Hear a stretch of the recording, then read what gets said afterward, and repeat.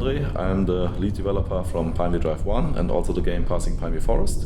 And now for PineviewDrive RisingStorm, I'm also the main responsible lead developer. PineviewDrive 1 was a very successful game later on.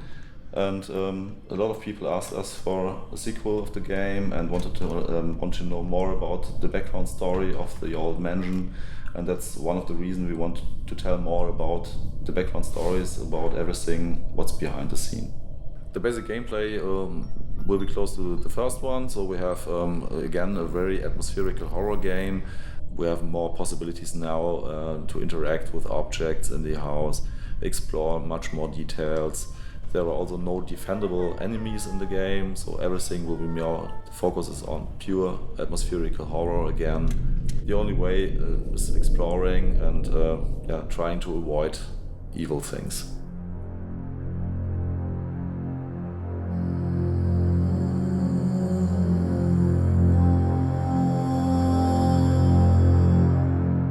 The core team of the game will be the same like in PineviewDrive 1, so we have me again for the main programming, let's say.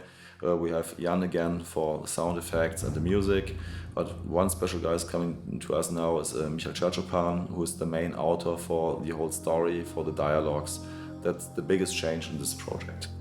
Hi, my name is Michael. I'm the author of PineviewDrive 2. I will be responsible for all the dialogue and all the scenario stuff that's happening in the game.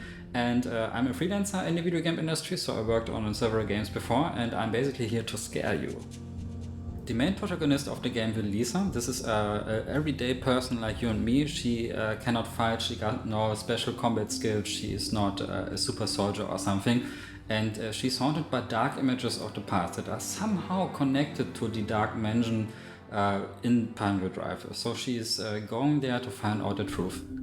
RisingStorm will connect perfectly to the first game, so people who played the first game were left with a few questions about the mansion, why it is haunted and why it is so dark, and we will deliver all these answers in the second game, and we'll tell much more about the environment. For example, the lighthouse that's out in the ocean and the forest that's right in front of the mansion. All these background information will be added to the second game and build a much richer universe, horror universe to explore.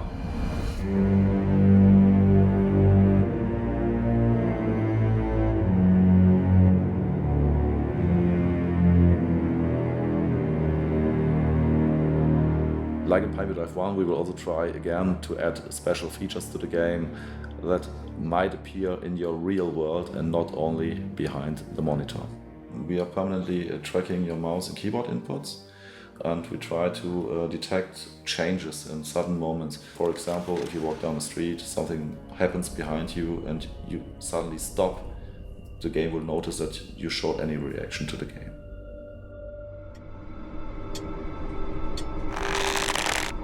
In terms of the scare tactics and how we try to create fear to the player, you don't have to worry about nonsense like zombies and monsters and other stuff that are not true to the PineviewDrive universe. Instead, we are trying to play with your imagination. What is lurking in the dark? What was that weird sound at the end of the hallway? We are about the dark and haunting atmosphere. We try to play with your imagination, try to trick you a bit, and do things that lie beyond your negative space.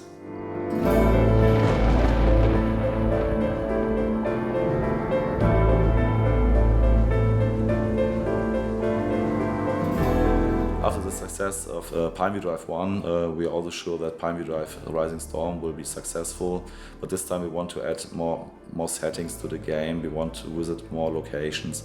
We want to have more detailed graphics and a much more intensive storyline and much more storytelling in the whole game.